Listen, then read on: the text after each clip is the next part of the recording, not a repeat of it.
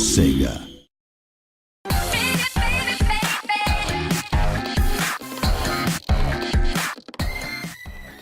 Hey everyone, Aaron from Sega here, and I'm joined today by... Yas Noguchi. Yeah, Yas is our producer for Yakuza Dead Souls here in the West.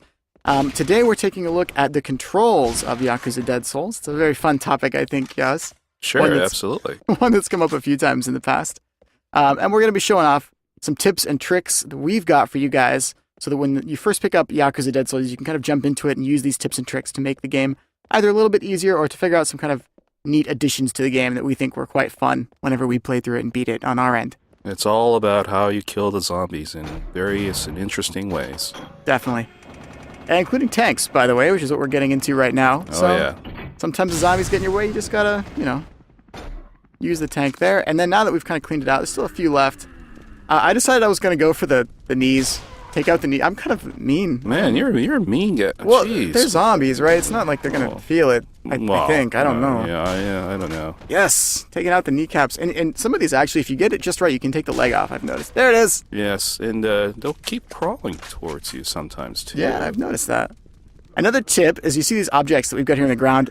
You can move these objects to get them where you need them. So this big guy, there you go, buddy, have a motorcycle. And then we use our sniper rifle to hit that tank on the motorcycle, explode it, and instant kill on the big meathead. There we go. Get some massive damage on that one there. Yeah. You do have to watch out. I just got knocked back by the fact that the motorcycle has a pretty big explosion radius. Yes. So always take note of that. Go ahead. Oh, field effect. Yeah. Ow.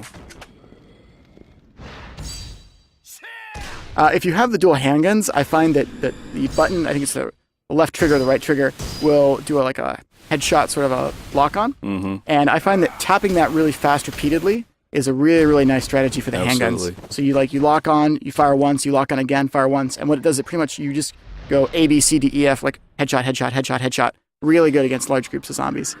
Yeah, I mean, we just saw the fire hydrant thing there a moment ago, but that just highlights one of the various and sundry ways that you can kill zombies in this game. So it's not just about using guns and shotguns and Gatling guns or whatever. It's not just about that, but you use whatever you find in the environment to essentially survive the zombie apocalypse. Right. And one of the big things that a lot of people have asked on the forums, and that Yaz and I have also talked about there, is that we've switched the default controls from the Japanese version here in the West. We've pretty much flip-flopped what was the default setting, so that here in the West, instead of using I think it was the X and the square button in the Japanese version, you'll be using the triggers to fire. So it feels much more natural, I think, as a shooting game to like the shooters that you're used to here in the West. Yep. There's our dual handguns. Oh, get I like how that kid's like the skater kid that became a zombie, and he leaves his helmet on. I like that. Yes. Yeah. You'll notice some little shiny things drop on the ground. Those are the items. You can kind of collect items like you would in any other Yakuza game. Some can be used. Whoa, that's that bicycle, there. Yeah. Jeez. Akiyama, man, working out. Yeah. Could just be a really cheap bicycle, I don't know. Yeah. So there's lots of different paths that we have to take. Fans will recognize this is kind of like the same setting that you've seen in Yakuza 4, Yakuza 3, but it's been changed. We have to kind of go around the back alley here. Let's see if I can take this guy out. That's the awesome thing about this game, is that all the locations that you're familiar with, that you may know and love, you look at them and it's like completely bombed out, and it's essentially a different Kaminucha all together. It's a different experience. Yeah. The items that you'll see us using here, you'll notice they aren't quite as effective as bullets, typically. Some things can be destroyed. Apparently, yellow barrels like that can't explode, but the normal-looking ones will. And in traditional video game fashion, barrels typically do explode when you shoot them. I like that. Well, especially the red ones. Yeah, yes. You watch out for those red barrels. And in Yakuza, it's also yellow barrels. So if you see a yellow barrel, you are good to go. Shoot away, my friends. So that's what I'm talking about right there, where you kind of go headshot to headshot to headshot. You just kind of let go of the trigger, and then you push it again. Let go, push it again, and you just go from zombie A to B to C, just like that. And you also have some abilities that you can essentially skill up on as you upgrade your character's abilities that enable you to sort of get better aim on headshots. So that's really handy. And headshots are always satisfying. I tend to when I play shooters, I usually go for headshots. So I really love doing that. It's a very rewarding feeling, I think, to know that you pulled off one of the harder parts of the game. Oh, yeah, by for achieving sure. that, yeah.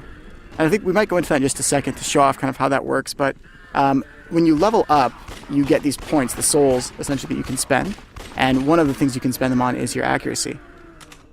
And we're going to show off what that leveling system looks like in just a second here. We'll bring that up. Where are we here, Aaron? We are here in the underground parking lot now. Underground. Yeah, underground. Jumped over here. Let's see. Here we go. So we check out abilities.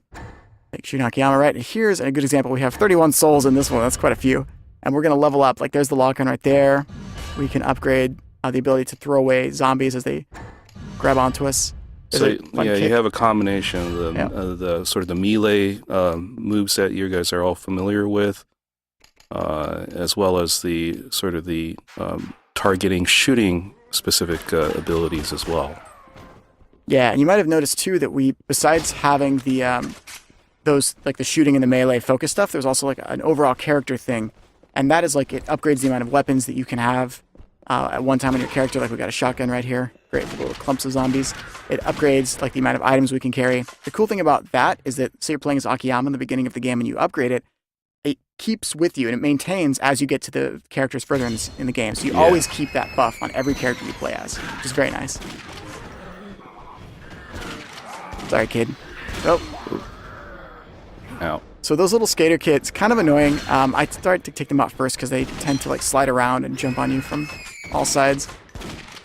Yeah, that's the other thing. We have really fast moving zombies. We have slow ones. We have big ones, small ones. I mean, all sorts of just zombies for your shooting and... I'm taking out all the kneecaps, man.